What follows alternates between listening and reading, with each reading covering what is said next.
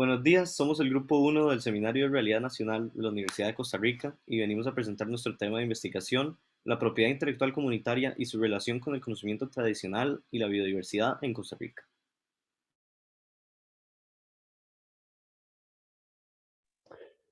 Nuestro problema de investigación es de qué manera se protegen los conocimientos, técnicas y tradiciones de las comunidades indígenas costarricenses a partir de la legislación sobre propiedad intelectual comunitaria integrada en nuestro país y qué papel tiene la concepción del pluralismo jurídico. La delimitación del problema es la propiedad intelectual comunitaria y su relación con el conocimiento tradicional sui generis y su respectiva regulación en la jurisdicción costarricense. Como objetivo general, nuestra misión es analizar los posibles alcances de la regulación costarricense e internacional atinente al sistema de protección de los conocimientos ancestrales asociados con los elementos de la biodiversidad en Costa Rica, desde la propuesta teórica del pluralismo jurídico y evaluar las condiciones de su aplicación. En los objetivos específicos queremos identificar las manifestaciones del pluralismo jurídico en el mismo espacio sociopolítico y su incidencia en la reivindicación de derechos sui generis. Como segundo objetivo específico, vamos a comparar el sistema de propiedad intelectual tradicional con el sistema de protección de los conocimientos ancestrales asociados con los elementos de la biodiversidad. Y nuestro último objetivo específico, queremos describir y evaluar la regulación costarricense e internacional relativa a la protección de los conocimientos tradicionales en las comunidades indígenas. Ok, para la introducción del presente marco teórico de la investigación, resulta importante describir los siguientes conceptos. El primero es el pluralismo jurídico. Esta es la coexistencia de espacios legales superpuestos e interconectados e interrelacionados. En consecuencia, la vida de la gente está alcanzada por la interlegalidad de dichos sistemas normativos. Dentro de este concepto hay dos variables. Está el pluralismo jurídico débil y el pluralismo jurídico fuerte. El débil es cuando el soberano otorga validez a diversos sistemas jurídicos que coexisten en un mismo espacio. El pluralismo jurídico fuerte es al contrario, es decir, el soberano no es el que otorga la validez, sino que verdaderamente existen otros sistemas normativos que pueden estar al margen del estatal y no necesariamente se tiene que reconocer uno con el otro. El concepto de derecho alternativo es propio del pluralismo jurídico. Este se basa cuando existe un reconocimiento estatal a prácticas alternativas menores. También se le llama derechos complementarios a la justicia tradicional. En lo que es el tema de propiedad intelectual es importante definir qué es esto. En términos generales, estos se asemejan a cualquier otro derecho de propiedad y permiten al creador o al titular de una patente, marca o derecho de autor gozar de los beneficios que derivan de su obra o de la inversión realizada en relación con una creación específica. Dentro de este marco de propiedad intelectual existen los derechos intelectuales comunitarios que tienen una particularidad. Estos se definen como el conjunto de conocimientos construidos por un grupo de personas a través de generaciones que viven en estrecho contacto con la naturaleza y la biodiversidad. En el mismo orden de ideas, resulta importante introducir qué es la biopiratería. Este se define como la apropiación de recursos genéticos sin el pago adecuado o el reconocimiento de conocimientos indígenas o campesinos y de la propiedad sobre ellos. Para hacer valer los derechos intelectuales comunitarios y el proceso de protección de ciertos derechos para evitar la piratería, existe el proceso participativo. Este se puede suponer que se trata de una metodología cuyo propósito es posibilitar a los pueblos indígenas para que se integren de manera directa en la incidencia de una normativa que regule los derechos intelectuales comunitarios sui generis, es decir, deben participar los indígenas.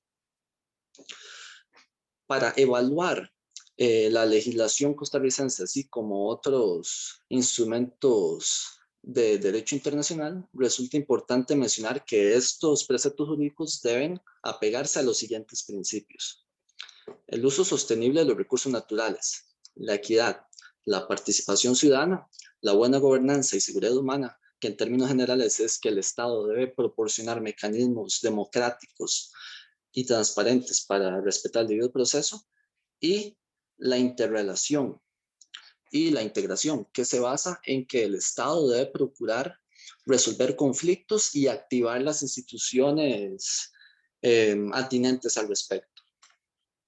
Ahora vamos con el desarrollo capitular. En el capítulo 1 abordamos 3 puntos. En el primer punto nos enfocamos en consideraciones generales.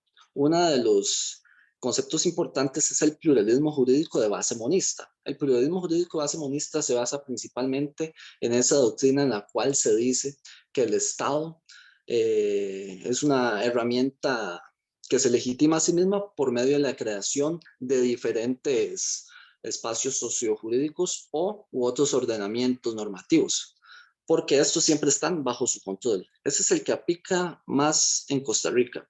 Lo que es el pluralismo jurídico en sentido estricto es cuando coexisten una serie de ordenamientos en un mismo espacio, pero que no necesariamente están reconocidos por una autoridad estatal y, por así decirlo, pueden estar al margen y en un plano horizontal, no vertical.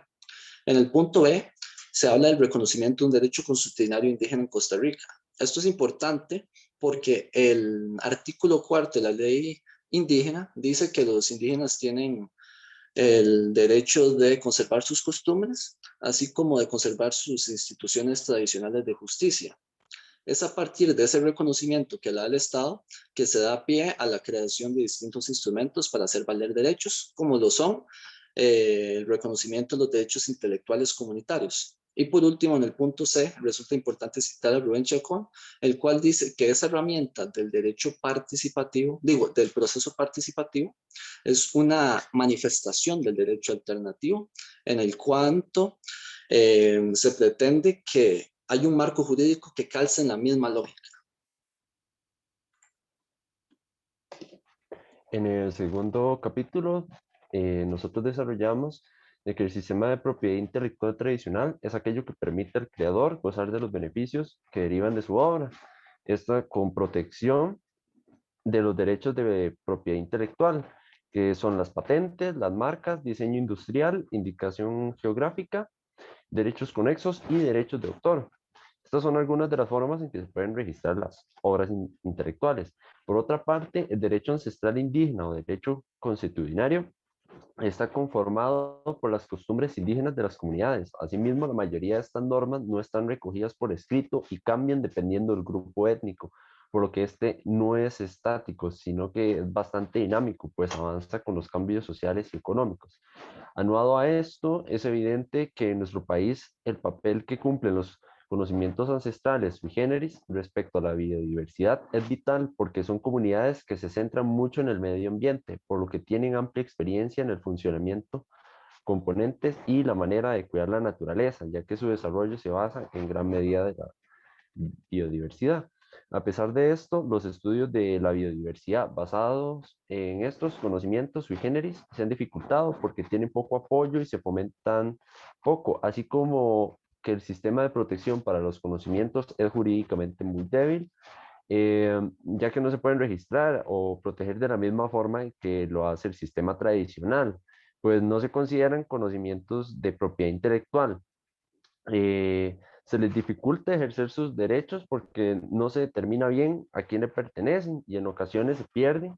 Sin embargo, en los últimos años, varias instituciones y organizaciones han tratado de respaldar y trabajar en estos conocimientos, pero sus esfuerzos siguen siendo insuficientes.